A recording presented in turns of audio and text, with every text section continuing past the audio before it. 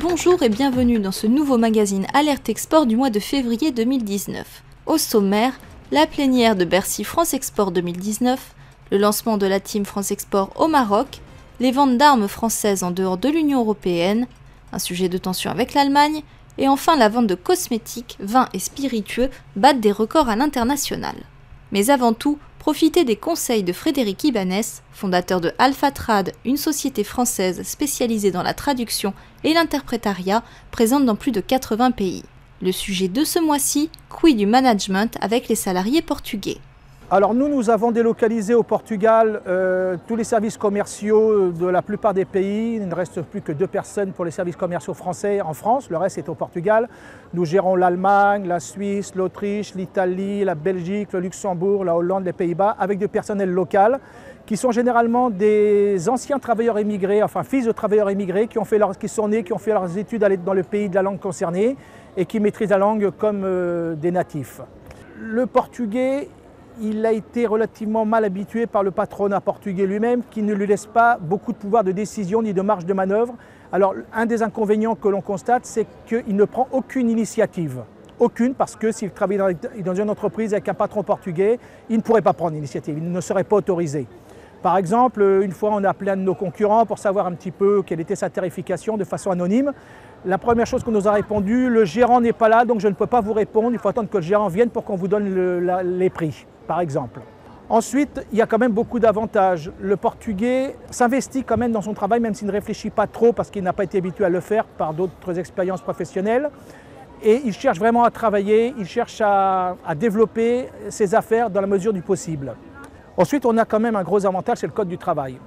Le code du travail, même s'il est beaucoup plus contraignant qu'en France, on peut négocier beaucoup plus facilement avec un salarié si on a un litige et les sommes en jeu ne sont pas les mêmes. En plus, il n'y a pas vraiment de prud'homme, il n'y a pas la culture prud'homale qu'il y a en France. Et on trouve assez facilement du personnel maîtrisant de nombreuses langues étrangères et évidemment le salaire est beaucoup moins élevé qu'en France. Quoique, il faut savoir, si on part sur un SMIC de 500 €, dans des professions comme les nôtres, on ne paye pas 500 €, on paye 800 ou 900 €. Mais il faut savoir que le salaire c'est 14 mois, ça on oublie de le préciser souvent, mais des charges sociales à 21% et uniquement 4 semaines de vacances et 40 heures par semaine, contrairement à la France, c'est quand même encore avantageux. Il faut que les produits français repartent à la conquête du monde. Le 21 février dernier, lors de son intervention en clôture de la plénière de Bercy France Export, Bruno Le Maire a réaffirmé que la croissance des exportations est bien un objectif prioritaire pour l'Hexagone. Les mesures à mettre en œuvre, selon le ministre de l'Économie et des Finances, développer une stratégie d'offre, la muscler et la faire monter en qualité. Bercy France Export, qui comptait plus de 600 participants, a également été l'occasion de faire le point sur Team France Export, nouveau dispositif d'accompagnement pour le commerce extérieur lancé il y a un an. Côté chiffres, 2018 a vu la contribution des exportations à la croissance du PIB français de plus 0,6 points contre plus 0,1 point en 2017. Du côté de la Méditerranée, la Team France Export a été lancée au Maroc lundi 18 février à l'occasion de la visite au Maroc du directeur général de Business France, Christophe Lecourtier. La CFCIM, Chambre française de commerce et d'industrie au Maroc, dirigée par Philippe Edern Klein, restera le correspondant unique des entreprises françaises souhaitant se développer dans le pays, en coordination étroite avec l'ambassade de France et les conseillers du commerce extérieur. Notre rencontre est un appel à la mobilisation de tous les partenaires de l'action économique de la France.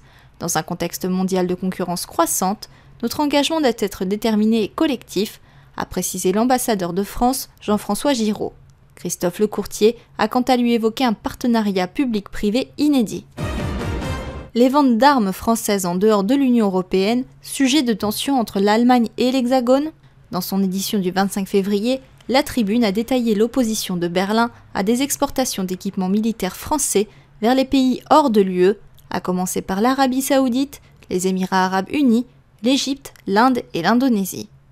Plus précisément, il s'agit de la vente des avions de combat Eurofighter Typhoon et Tornado, des missiles RR Meteor, de l'avion de ravitaillement A330 MRTT, de l'hélicoptère H145 et de l'avion de transport CASA C295. L'Allemagne, qui participe aux programmes européens permettant de fabriquer ces appareils, a durci ses règles à l'exportation depuis l'affaire Khashoggi, du nom du journaliste saoudien assassiné au consulat d'Arabie Saoudite à Istanbul le 2 octobre 2018. Le ministre français de l'économie et des finances, Bruno Le Maire, a appelé notre voisin d'outre-Rhin à assouplir ses règles. L'industrie française bat des records à l'export dans certains secteurs. Aussi, les parfums et cosmétiques, toutes catégories confondues, ont atteint le chiffre record de 14,5 milliards d'euros en 2018, selon les chiffres publiés par la Fédération des entreprises de la beauté. La progression est de plus 6,3% par rapport aux 13,6 milliards d'euros de l'année 2017. Dans le détail, plus de 20% des produits français sont exportés vers l'Asie, confirmant l'accroissement dans cette région du monde.